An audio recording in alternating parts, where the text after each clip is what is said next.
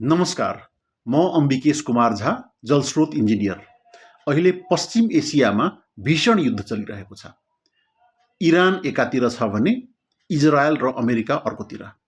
यी दुई पक्ष बीचको भीषण युद्धले सम्पूर्ण संसारलाई नै ऊर्जा सङ्कटमा ल्याइ पुर्याएको छ।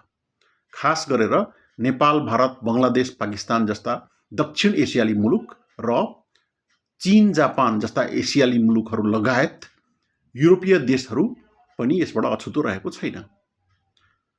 स्ट्रेट अफ हर्मुजलाई इरानले कम्प्लिटली बन्द गरिदिएको छ, जसबाट 20% पेट्रोलियम पदार्थको आवत जावत रोकिएको छ र यी पेट्रोलियम पदार्थ खास गरेर अरबबाट साउथ एसिया लगायत एसियाली मुलुकहरूमा धेरैजसो जाने गरेको थियो।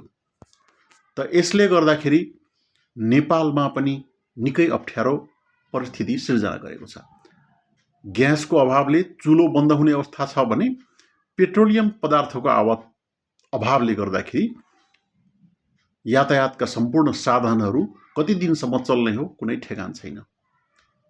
यो स्थिति यदि महिना, 2 महिना, 6 महिना, वर्ष दिनसम्म अझ त्योभन्दा बढी, जसरी युक्रेन र रसियाको युद्ध चलेको छ, यसरी नै यो पनि लम्बिने हो भने 4-5 वर्षसम्म लम्बिने हो भने हालत के होला त? हामी के गर्ने, कसरी बाँच्ने?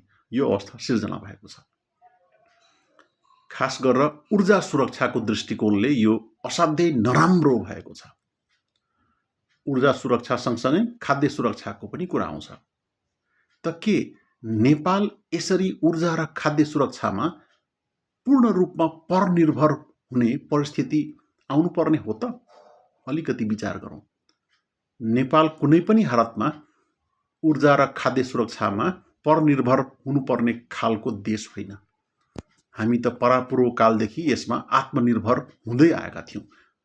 तर पछिल्ला केही समयमा, केही दशकमा देशमा यस्तो परिस्थिति सिर्जना भयो जसले गर्दाखेरि हामी परनिर्भर हुन गयौँ।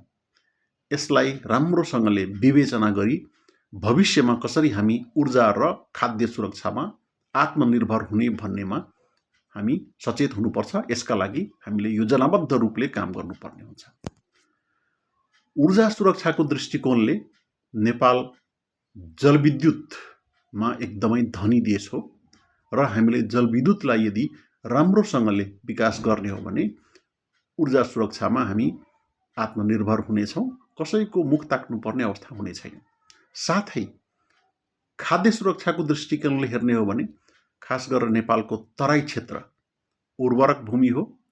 यसमा यदि हामीले अलिकति प्लानिङ गरेर कृषि गर्ने, सिँचाइका व्यवस्थाहरू गर्ने हो भनेदेखि हामी खाद्य सुरक्षामा पनि सम्पूर्ण रूपले आत्मनिर्भर हुनेछौँ। त यसका लागि आयोजनाहरू के त? ऊर्जा सुरक्षाको लागि जलविद्युतमा विशेष ध्यान दिने, कार्टेलिङलाई बन्द गर्ने, सँगसँगै हिमाली भेगमा सौर्य ऊर्जालाई बढावा दिने।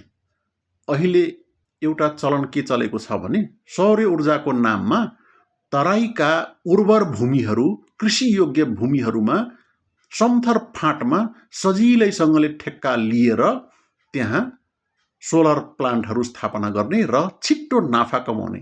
यो घातक छ। हामीले सिँचाइ योग्य, कृषि योग्य जमिनमा सोलरबाट बस्नुपर्ने हुन्छ।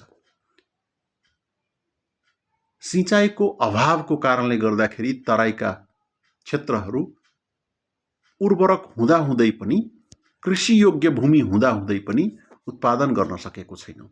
त्यसका लागि आयोजनाहरू निर्माण गर्नुपर्ने हुन्छ। यस सम्बन्धमा यसपछिको भिडियोमा मैले विस्तृत योजनाहरू प्रस्तुत गर्नेछु। अहिलेलाई यतिकै। नमस्कार, धन्यवाद।